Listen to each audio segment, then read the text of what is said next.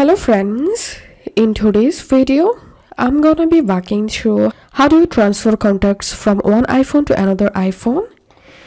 If you're already using a new iPhone and just want to get all contacts without resetting your device, you can easily do it with iCloud.